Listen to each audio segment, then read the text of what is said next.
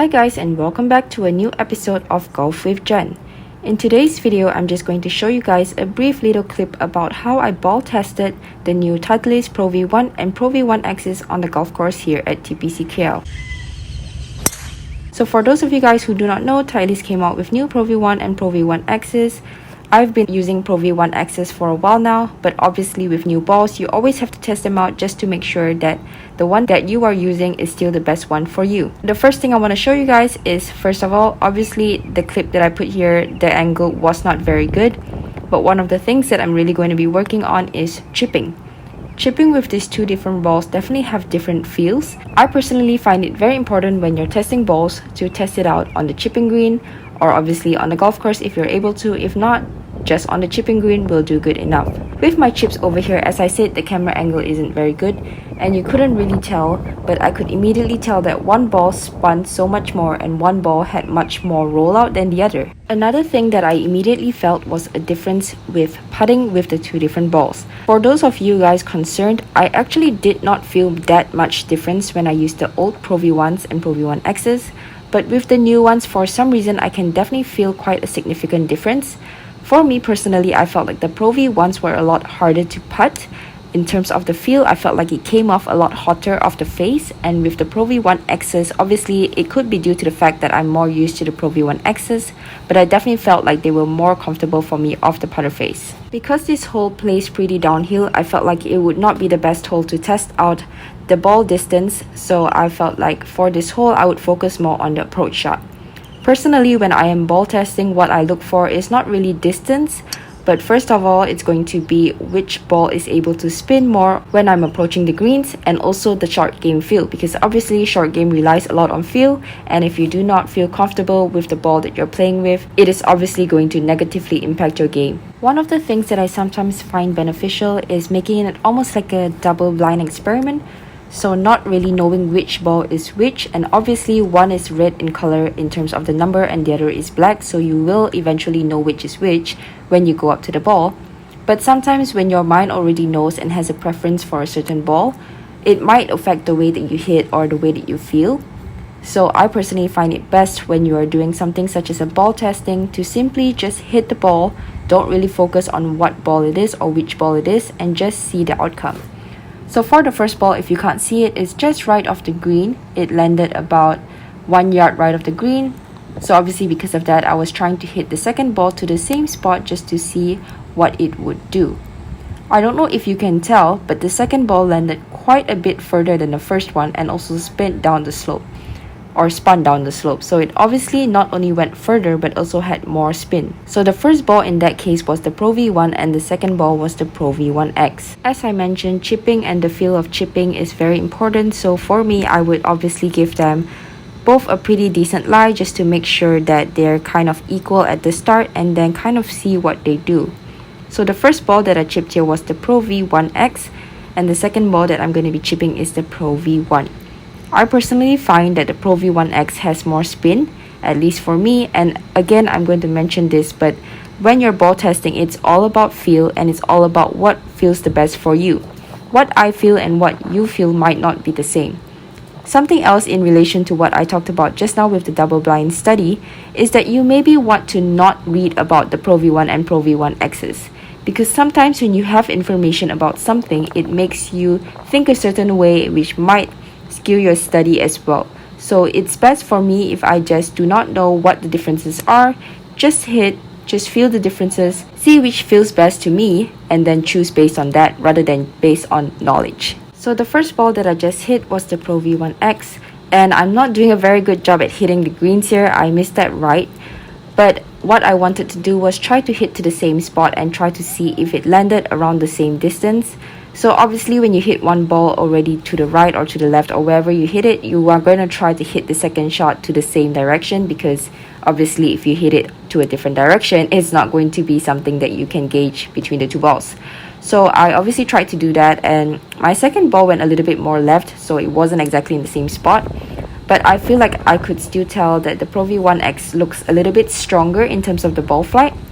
Over here, I'm chipping from two balls from the same spot again, Now obviously what you want to do is also try it off different lies and just see the way that it reacts. You're not always going to have perfect lies, so you want to see how the ball plays off different lies as well. For this one, I started with the Pro V1 and the second one was the Pro V1X. I think that you can tell a little bit as well with the different reactions in those chips, and I think you can make a guess as to which ball I'm going to choose or stick with. So as you can tell, again, this hole is not a very good hole to be gauging distances, so what I decided to do was to hit driver on the last two holes just so that I can test out the distances with the two drives and also obviously to see if there is even any difference in distance. So for this hole, again, just hitting it down to the fairway and again going to test out the balls for my second shot. So if you guys are ball testing, don't forget that it takes more than one time. So don't just do it once and see which feels best. Obviously do it over a few times, a few holes, if you're not able to do it on the golf course. Obviously today I got really lucky because there was nobody behind me, so I could hit multiple shots. So I think you can tell that the wind picked up a lot when I was about to hit this shot, and I definitely did not have the right club. And as you can see, I landed at pretty short of the green. But also that was the Pro V1X, and I think one of the reasons why it went that short is also because it went higher and obviously with more spin, or at least I felt like the Pro V1Xs had more spin. Because it went higher and had more spin, it obviously did not fly very far. If you can see this second shot, I tried to hit it to the same spot, but I actually went into the bunker, so that's a good about 5-10 yards further, and that was the Pro V1s. So another thing that I tried to do obviously was to hit them off the bunkers, although this was downwind for me and the water is past this pin. So I think that the ball was definitely not going to spin much on this green, but what I was testing here was not really the reaction of what the ball was going to do, but how I felt with it. As I mentioned before, I could feel a difference with the putting, so I was just testing to see if I felt any differences when I was in the bunkers. And also I took the opportunity to chip from behind the bunker and just hit like a little flop shot just to see if the ball would react differently and if I had any different feels as well.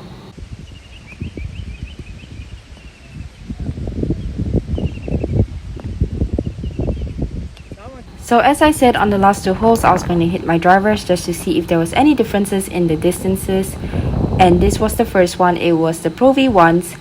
And I hit off the white tee box on this hole just so that I could cross the water and see how far the ball was carrying and if there was any difference between the Pro V1s and the Pro V1X in terms of distance. Again, as I said before, when I was hitting these two drives, I didn't actually know which was which, and I was just hitting it and trying to see which ball landed further, which you could tell based on the landing area for this tee shot, so I could definitely tell if there was going to be a difference between the distances.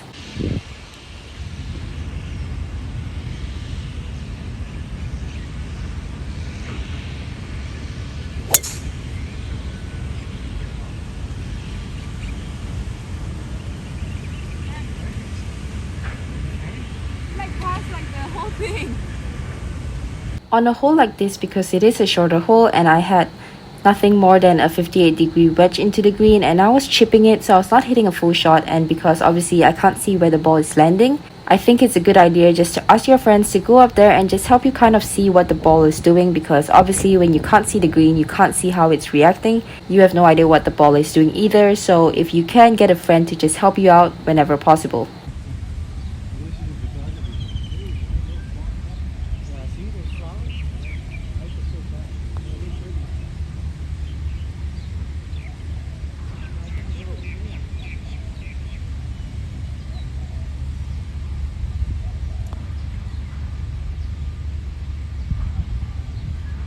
That ball is so much harder. This was definitely the best hole among the stretch of hole that I was playing to see what the ball was doing in terms of driving distance, because over here, as you can tell, the fairway is pretty flat, it's pretty wide, so you can see what the ball is doing.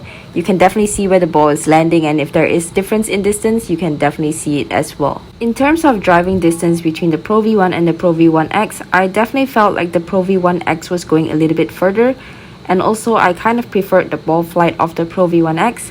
I think it said that it was meant to be a little bit higher, and that makes sense just because of the spin rates. Obviously, if the spin is a little bit higher, the ball is going to go a little bit higher, but I did not feel like it was too high for sure. I definitely felt that it was a good height and something that I would like to see in my driver. So for my second shot, what I thought would be interesting was just to test it out of the fairway bunkers just to see if I felt any difference for this shot. Obviously, this was the perfect hole to do this, and even with a fairway wood as well, just so that I can test it out and just to see if there really is any difference, not only in the feelings of the contact of the ball, but also with the distances as well.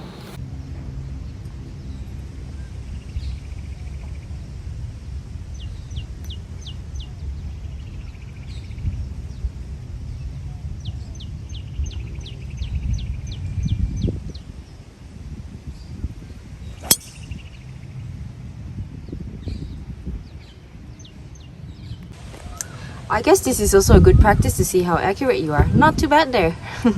Good job, Jen. Pat on my back. So based on the video, I think you can tell that my ball of choice is still going to be the Pro V1X. And as I said, it's very important for you guys to test it out by yourself, just so that you guys know exactly what you feel and what feels best for you. Because as I said, what feels good for me might not feel good to you, and in fact you might have different feels from what I have. You might think that the opposite of what I feel. So definitely test it out for yourself. As you can see, even with the Pro V1s, I was definitely putting it a lot harder. Like I said before, the feels of the putter face for the Pro V1 felt a lot harder to me. So yeah, definitely take the chance if you can and test it out by yourself and see which one works best for you. So I also wanted to tell you guys about this additional resource that maybe you did not know existed. On the Titleist website, you can actually find something called a golf ball selector. You can do this completely free, and also I think even if you don't use Titleist balls, this can be something that is going to be beneficial for you, because as you guys know, balls are often compared against each other. So if you find that the Pro V1 or the Pro V1X or even the AVXs or whichever one is the best ball for you, you can always compare them to other balls in the market, as I know that maybe not everybody wants to pay for golf balls, or if you're not very interested in playing golf seriously, maybe you would much rather use a cheaper golf ball. Obviously, Titleist is the #1 ball in golf and you can't go wrong by using Titleist, but I understand that not everybody can afford Titleist golf balls. So as a free resource for all of you guys, it's definitely something worth trying. Hopefully it helps you find the perfect ball for your golf game.